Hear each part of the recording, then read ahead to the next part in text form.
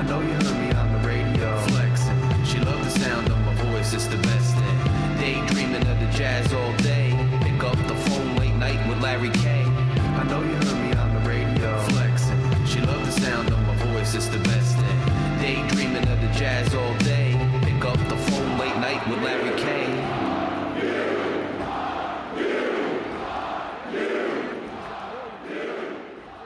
Rutgers fans, Night Watch watchers, welcome to another episode of Night Watch with your host Larry K. It's great to be with you on this beautiful fall Saturday because Rutgers, after a 4-game losing streak that was absolutely killing our souls with everything we had expected from this program going into this year, finally pulls out a victory, moves to 5-4. More importantly, as far as I'm concerned, beats a winning in-conference team right in the heart of the season. And I think that's a huge step. If you remember what I was saying going into this game, dealing with the losing streak and kind of going through what happened with this season, one of the biggest gripes I had and biggest concerns I had was, look, we have only beaten one conference team in Washington, and Washington hasn't turned out to be that good this year. But you go and you beat a Minnesota team that was coming off a 4-game winning streak, beating Maryland, beating USC, playing some good football. One of the things that I made note of, both on the RU review with Steve and that the guys on NJ.com have made note of, we've kind of, everybody in the Rutgers content sphere has made note of, is like, look, Minnesota's a good team. Illinois is a good team. But those are the teams that we look like we might match up with a little better, as opposed to a team like UCLA, also who Minnesota went out and took care of. You look at a team like UCLA, and as much as they aren't a good team overall this year as far as record and whatnot, they are a team that matches up rough against us because they have such good perimeter speed and playmakers and athletes out there that are tough for us to handle, whereas Minnesota, not taking anything away from their athletes or their team, but the matchup and the style of play is a little bit more in our wheelhouse. And it did turn out in our favor at the end. Coming off a bye week, you were wondering, and Schiano had said it, and I have said, right, Schiano's not above criticism. And when his team is not playing good and there's some problems with the program mid-season, it's okay to criticize. No one was calling for anything more drastic than that. I think I still believed in him as a coach and believed in things, but it's okay to question the trajectory of a program, and there still are questions, right? You don't get too high, you don't get too low. There still are questions, given how this kind of season has gone so far. But you have a bye week. Your forte is defense, and your defense is struggling mightily. What can you do over that bye week? And Schiano said, we're going to have to sit down and figure out what we can do. It's not simply the injuries are going to overnight get better because of a bye week. These are lingering things, but what can we do? How do we make decisions? And you see a decision with a guy like Wesley Bailey, being out for the year. And whether that was a decision that was made because of a lingering injury or whether he just decided to have surgery or they got a better look at the injury, we don't know. But now he's got the opportunity to possibly have a medical red shirt. Maybe he wasn't 100%. He was dinged up at the beginning of the year. He's dinged up now. Maybe that was a decision that Schiano made. And the defense came out playing much better, head and shoulders better. Now, I want to caution you, again, some of that's the matchup and things, but Minnesota's a good team. They've played good, and that we matched up, and the defense came to play today. The sacks, we have 4 sacks today. The forced fumble, 2 forced fumbles, one of which Rutgers recovered, which I really think was the difference in the game. The turning point in this game in the second half when Rutgers forces a fumble on what would have been a nice catch and a decent gain. We force a fumble, we recover, and we go in and capitalize on that with the score. That really turned the game around because now the momentum was on the Scarlet Knights side. We get the safety, and it really kind of puts the game away. Close to it. The field goal really puts it away. But the defense had to make several stands in between there. The offense came out firing really on all cylinders, I thought, early in the game. I was impressed with the offense early on. Ethan Kaliakmanis looked sharp. The receivers were making plays. The running backs, let's give it up for Antoine Raymond. Let's give it up for Deshaun Benjamin. But Deshaun Benjamin, this is the type of intricacy you're looking for with team management under this coaching staff, program management. Benjamin was banged up at the beginning of the year. He now can play all 4 remaining games and still maintain a redshirt status. So holding him out up until this point probably going to pay off and be smart. Kyle Monungai obviously out today. Our star, standard bearer in the backfield is out today. But these young guys make a decent showing, and I was confident in these young men because we've seen them play before and they've shown a lot of promise. So I wasn't surprised. Antoine Raymond on 22 carries gets 73 yards, averaging 3.3 a carry, standard, respectable performance by him. Deshaun Benjamin, 11 carries, 66 yards. He was averaging 6 yards a carry. He looked very, very good. If you remember Benjamin last year, he looked promising last year, and he was getting reps and snaps last year and looking good. And this year, he looks good once again. We kind of forgot about him, right? Because you had Raymond, you had Sam Brown. Really unfortunate what happened to Sam. Kyle, obviously, having another great year up until getting hurt. Hopefully, he's back soon. But you almost forget about Benjamin. Benjamin comes back and has looks really good. So we have some real talent there in the backfield. But a lot of the story today, I thought, was about these wide receivers. These 2 young men, these big-bodied, tall young men who came in with a lot of fanfare, are really starting to show what they are going to be for this program. And I think one of the main things we have to look at when you're looking at the remainder of this season, and we lost a couple more guys today, which I'll talk about. The bodies have stacked up a little bit, for lack of a better term, on this team this year. A lot of injuries.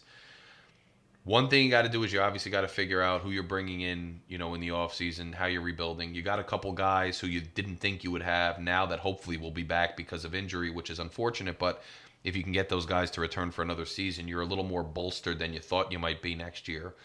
But retaining and continuing to develop the young guys in this program, last year's recruiting class was very good.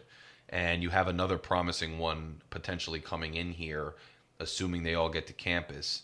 And so you've got to capitalize on these young guys. And I thought the story of today was these young wide receivers. They are very talented in KJ Duff and Ian Strong. Ian Strong, 4 receptions for 89 yards and a touchdown. Blown coverage, it looked like. They didn't switch off, but, Ethan keeps his eyes where they should be, hits Strong. Strong gets in. KJ Duff, 3 receptions for 65 yards. The long for Strong was 65, Duff was 37, but both these guys are making some acrobatic catches. Both these guys are expanding the catch radius, and they had some really nice clutch catches when we needed it most, and I thought that was a big part of this game. Dymere Miller, 5 receptions, 2 touchdowns. He looked absolutely lights out in the first half. He's got the ability to run really nice routes. He's got the ability to be really a force, and I like how the chemistry is developing with he and Ethan as we get down the stretch in the season here. But the second half, Miller struggled. I really think it definitely won. Possibly 2 of those drop passes were on Ethan. Miller's not the kind of guy with the radius like Duff and Long, and some of those passes were a little high. They were rocketed in there, and it's tough for him. He's also taken some shots this year and held on to the ball. So it was tough for him on 2 of them. But the last drop that could have gotten a first down, and if the game had gone a different way and the defense hadn't come through, I think we would be maybe singing a much different tune. That was a bad drop, and it was a problem. But then you had Dremel in there. He gets a reception too for 17 yards. Logan Blake, a younger tight end, trying to make a step up with all the injuries we have at the tight end position. So I thought the story really was there. Ethan Kaliakmanis, these wideouts were doing a great job, and these young backs stepping up. I mean, obviously the main story is the defense. The defense doing its job. The defense coming in with a new sense of purpose. I thought was huge. Ethan Kaliakmanis was 17 of 33, 3 touchdowns, 1 interception. Those numbers looked even better at the end of the first half. He looked very good in the first half. Second half, third quarter, I think he struggled a bit. The whole offense struggled a little bit, and you started to kind of go, I know I did. I was talking to Rajiv from the Bucky Report, the Wisconsin guy who was on this channel, great guy. We're texting, and he's like, obviously being a Wisconsin fan, he's pulling for Rutgers, and He's like, I really want you guys to pull this out. And I wasn't confident because at one point it seemed like, this is the story of this season, isn't it? This is the story of this season where we can't play complementary football, where if the defense is doing something right, the offense can't get it going, like we saw in Nebraska, or if the offense is doing things right, the defense can't get it going, which we saw like the last 3 games here. And it looked like that in the third quarter. The defense is stepping up in a big way, and all of a sudden the offense can't get anything, can't get a sustained drive together. But the defense really is what turned it around, I thought, with the fumble recovery that kind of broke us out of that stalemate. It wasn't like, the defense was giving anything up. As our offense was struggling, the defense was still holding serve.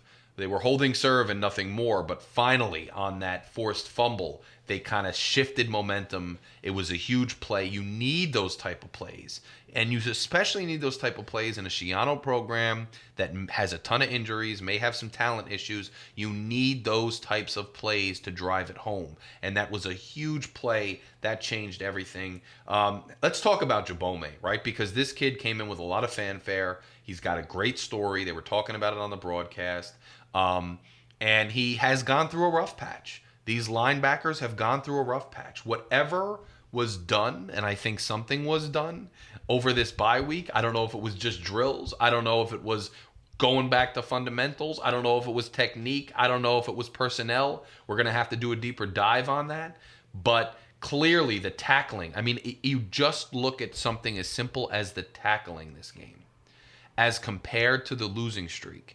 And guys were meeting Minnesota players at the point of impact, and instead of missing tackles time and time again, allowing for the Gophers to get out there and get more yards, we were making tackles at the point of contact. So when Harris Simiak made a call and the call was right, the guys were actually able to execute and reap the benefits of that correct call and bring guys down when they need to. Early in the game, it was a little tough early on. You saw Brosmer escape out of the pocket on a key third down, go for a big gain. I'm like, oh no, here we go again, because they had him. They had him in the backfield. They had him for a sack, and he escapes. And I'm like, please, let's not do this again. But the game really never really turned out like that after that point. Brosmer, 27 of 45, 1 touchdown, no interceptions, 262 yards, a respectable game. But the difference was, in my opinion, the defense executed. When you had to make a play downfield, when he threw the ball for a 5-yard gain, there was a lot less yards after the catch because guys were wrapping up. They were making tackles. When you had him in the backfield for a sack, you got him down for the sack. And again, I don't know if that's technique. I don't know if that's personnel. I don't know what that is. But Jabome flying all over the field, wrapping up, really in the right positions as opposed to the last several weeks, was in the right positions at the right time, doing a great job. 11 solo tackles, 13 total, and a sack, 3 tackles for loss. That's what you wanted to see out of that young man.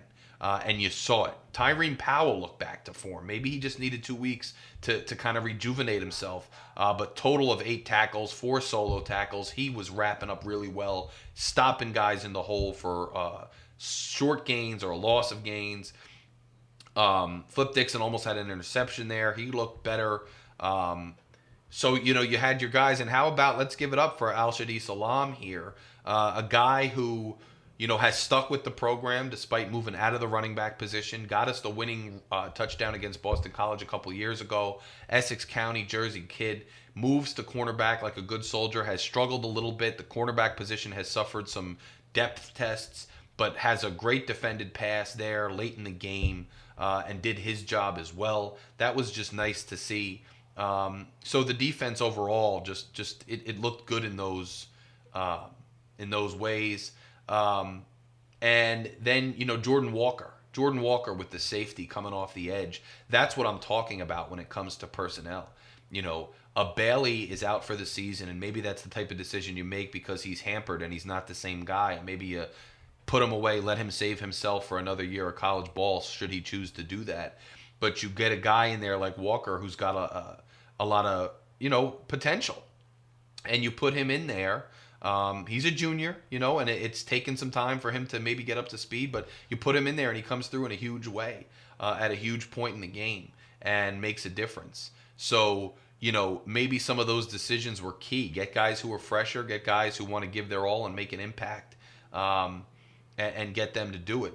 But Shaquan Loyal with the fumble recovery, this is a guy who, he's gotten beat once or twice, but he's been a constant. He hits hard, he comes up with interceptions when he needs to. He had another good tackle today.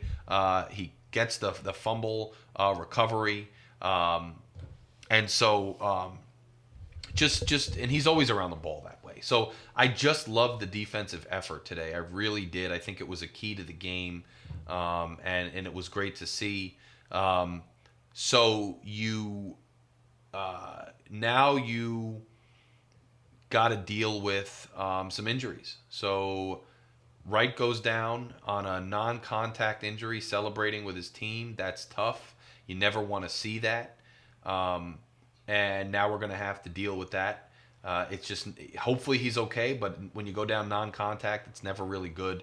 And then, Tyler Needham, who got hurt last year, he goes down late in the game. You hate to see guys go down late in the game.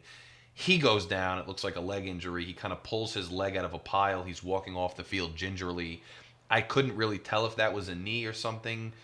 You're hoping it's just a pulled hyperextension of some sort, and he can get back, maybe the groin, maybe he can get back for later in the season, because you just hate to see, a key player on an already banged up offensive line, on an already banged up team, go down with an injury. It's just difficult.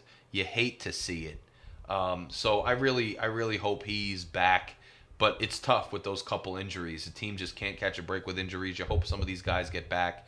It's just tough to see, but you're happy to get out of there with a win, obviously. Just one of those seasons, man. It just seems to be one of those seasons where there's so many injuries and it's difficult to kind of, to deal with. Third down efficiency, Rutgers is 4 of 14, so kind of rough on third downs, but still had 19 first downs, which was more than Minnesota's 18 first downs. I thought that was because Rutgers did a pretty good job of, especially at key points in the game, whether it was converting earlier, ahead of schedule on pass plays that went well. And I'm saying, these wide receivers got nice separation and they expanded the catch radius and did well. And Nathan Kaliakmanis, the quarters that he was particularly on, the touchdown throw to Dymere Miller, I thought was particularly well executed. Pulling the ball down with the play fake, throwing it right over. I mean, if you watch that replay, it was laser point pass to Dymere Miller, right under the hand of a defensive lineman trying to stop it, right in the chest of Dymere Miller. When he was on today, he was on. And when he wasn't on, at times there were drops and there were miscues, but the other, the talented wide receivers expanded the catch radiuses and brought it home and made things happen. So we wound up with still a lot of first downs despite subpar third down efficiency. Fourth down efficiency, we were 1 of 2. The touchdown being the conversion there. We had the touchdown on a run from Kaliakmanis, who obviously wanted this. And this was the battle of the brothers, man. Flip Dixon, Heatherman going to be the DC, Harasimiak, and Chiraka coming from Minnesota, obviously Fleck and Chiano and their relationship, Kaliakmanis, and a lot of back and forth with the programs. Kaliakmanis wanted that touchdown. Fleck called the timeout, so they negated the touchdown. I thought it was the right decision to just keep your nose in and go for it there. Great executed play, and it really set the tone for the game. One thing I can't stand is still the majority of punts we don't return, and they're not just winding up, dropping and bouncing back towards us or stopping or going out of bounds. These punts are winding up rolling all the way down towards the end zone, and we're losing anywhere from 10 to 20 yards every punt because we're not even fielding the punt. I thought it was telling at the end of the game when Dremel was allowed to catch it and run a little bit, and we kind of set the tone. He got like a solid 10 yards, and don't mind the cat behind me, a solid 10 yards, and all of a sudden then, Benjamin's coming out and running, and we're getting a bunch of yards, a clip, and we get 2 first downs really quickly, which put us in range for a field goal and make Minnesota drain the clock. You're just getting momentum, and you're creating things, and you're giving yourself a chance to have a play and a leg up and a difference maker when you allow your players on special teams to field punts, to field the ball, and to do something with it. I'd like to see more of that. I understand that it's a risk-reward analysis, but when you're a team like us and you're going through the adversity we're going through and you need to be an equalizer sometimes, you got to go for those things. So it was frustrating not to see that for a majority of the game, especially in the third quarter where it looked like things could be turning against us. But I was happy towards the end that we did it, and I think it set the tone for that whole drive. And so I'd like to see more of that. I really, really would. We rushed the ball 109 yards to Minnesota's 35 yards. And I think that was a huge difference in the game. Now, that goes without saying, right? You'd say, duh. I mean, obviously, that's a huge difference in the game. But I think you got to look at it in two ways. Number one, without our lead running back, the two young guys filled in very nicely. And you can't put everything on the running backs. Obviously, the offensive line had a nice game in the running game. So we wind up with 109 yards. And conversely, on the other side, our defense, as I was saying before, instead of missing tackles, we were meeting guys at the point of impact and executing. So Harris Simiak's drawing up the right play so that we're there to make the play. But the difference in this game compared to the last several games was this time our guys wrapped up and actually executed well and wound up stopping them for short or no or gain or a loss, and they wound up with only 35 rushing yards. And that's not the way the Gophers want to play ball, and that's obviously going to affect the Gophers, and that was a huge difference in the game. 240 passing yards for Rutgers, 262 passing yards for Minnesota. That was kind of a tit-for-tat thing. I thought they looked pretty decent in the passing game. It just wasn't quite enough at the end of the day. It was a close game, kind of a back and forth. It just wasn't quite enough at the end of the day with the way Rutgers was stopping the run. And when you can stop the run, I mean, everybody knows this. This is not rocket science. This is football 101. When you can stop the run and you can run the ball, you're going to have a much better day. I actually think that this game would have been even more in Rutgers' control, and we might not have had that rough, nail-biting third quarter had Ethan not made that mistake, forced the ball a little bit with that interception at the end of the second half. We would have been up by, had 21 points, and it would have been a whole different game. But I'll take the win. It doesn't really matter. So that's kind of where you are. I think the step up in defensive play, the efficiency by the quarterback, and handing it to the young running backs who stepped in Kyle Monungai's absence was big. Going forward, it's the story of this season in some ways is going to be how do we rebound from these injuries? Who do we get back next week? That was after a bye at home. And, now we have to go on the road, not after a bye, against a Maryland team, 6 p.m. kickoff next Saturday. Maryland team that has not been good this year by and large, right? But a Maryland team that has had Rutgers' number for most of the last several years and most of Shiano 2.0. And a Maryland team that, again, while not one of the better teams we're going to face in this 4-game stretch, has playmakers on the perimeter, and that has been a consistent problem for Rutgers. So what's the extent of Needham's injury? What's the extent of these injuries? Don't look great because of the fact that they are leg injuries. I hate to see leg injuries. So, but have you figured something out on defense now? Is it dependent on the matchup, or is it because you are playing better, you are executing better? That is going to be a big piece of this thing. If Rutgers has tapped into a new energy on defense and has tapped into executing, better execution, and now they've turned the page on that rough mid part of the season, and they're able to bring guys down regardless of how talented they may be as far as speed and whatnot, then we may be able to do well in this 3-game stretch. We're still 1 game and 1 win away from a bowl game. I think, I'm not going to get too high or too low. This was 1 out of 2 down that we need to get to a bowl game. I think with all the injuries we have, with the young players who came in with a lot of fanfare, who want to feel like we're on an upward trajectory, with the recruits coming in, you really got to get to a bowl game and keep the bowl streak alive. One of the best things about Shiano 1.0 was coming from the history that Rutgers has had and trying to go big time and all the stops and starts and difficult years. Just going to bowl games consistently year in and year out brought the program to a baseline level that you could build upon, or at least at bare minimum be proud of year in and year out, where you could sustain some level of respectability. So getting to another bowl game this year, I think, would be huge, even if we didn't reach the heights or don't reach the heights that we thought possible. You had all these injuries, you had some other concerns, and you didn't maybe get to those heights, but get to a bowl game. Now there's 3 games left, and every one of those games is potentially winnable. And it's potentially winnable because this Minnesota team had a good record and had beaten some good teams in conference coming into the game. So now that you've beaten them, and you've beaten them relatively soundly, it bodes well for the rest of the season, and it shows, yes, you can be in any of those 3 games, or all of those 3 games. You have the chance to win them. You've struggled, and I'm not discounting that. So there's still a lot of concerns, especially against the teams with playmakers on the outside and whatnot. But you've shown you can beat good teams in conference now. I think that's another step up this season. A 6-3 team coming in conference, and you beat them.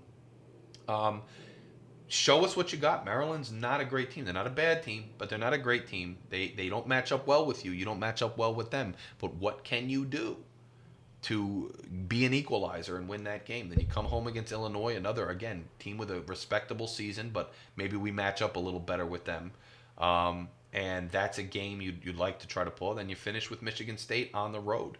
Again, a beatable team, but a team that, these are all these kind of back and forth toss-up type games. And those 3 games move from, in my opinion, Rutgers looking like a serious underdog to Rutgers kind of being back in toss-up territory, because you play a Minnesota team without your star running back, with several injuries that have stacked up, as a 6-point underdog, and you beat them by 7. So everything's on the table. You don't want to get too high or low. We have some more injuries. We already have injuries. We still have some concerns on this team as far as consistency. But you played complimentary football after a bye week. You got a much-needed win. You're back in the winning column. You're over 500. You've stopped the bleeding on the losing streak. You've beaten a winning in-conference team that was doing well, that wasn't facing some crazy adversity that makes it an excuse. And it bodes well, and it kind of injects some much-needed life and optimism into the fan base and into the program. And I think it shows that this coaching staff, despite some of the valid criticisms, despite some of the challenges this season, this coaching staff can still hit the drawing board, figure something out, and find a way to instill resiliency and chop the moment, chop the week, chop the game in this team. And it's just nice to see.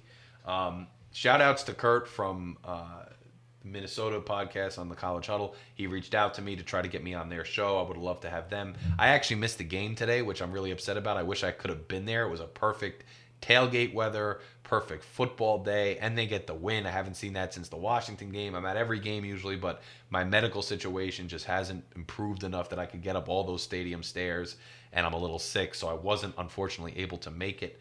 Hopefully, I will be either at the basketball game Monday. If not Monday, definitely Friday. And I'm going to be talking to you guys about the basketball game Monday. We'll be previewing the Maryland game. So keep it locked here to Night Watch with Larry K, guys. I'm asking you, if you haven't done so yet, if you're just stumbling upon this page, if you've watched me, week in and week out, if you've seen me here and there, please go ahead and click that subscribe button on YouTube. It's right here. Just click it. I'll wait for you a second to click it. I'm letting you find it. It's right there. Just click that subscribe button for me. We're trying to get to 1,000 subscribers here and continue to grow the channel. If you're listening on any of the podcast apps, continue to listen there. This podcast is always available as an audio-only show that you can listen to while you're driving, while you're going to work. Stop over at the YouTube page, Night Watch Larry K, and click subscribe to help me out. If you're watching on YouTube and you feel like turning me on in the car or at work or wherever, search on any podcast platform, Apple, iHeartRadio, Audible, any of those places you can find Night Watch with Larry K to listen. So go and listen, subscribe on your podcast apps. I'll talk to you guys all very soon. Enjoy the rest of your winning Saturday. It's nice. You got Penn State game coming up later today. You got a lot of other Big Ten action. So go and enjoy it. Enjoy your Saturday. Go check out all the other content creators on the College Huddle and everywhere else. And we will be with you soon. Larry K out.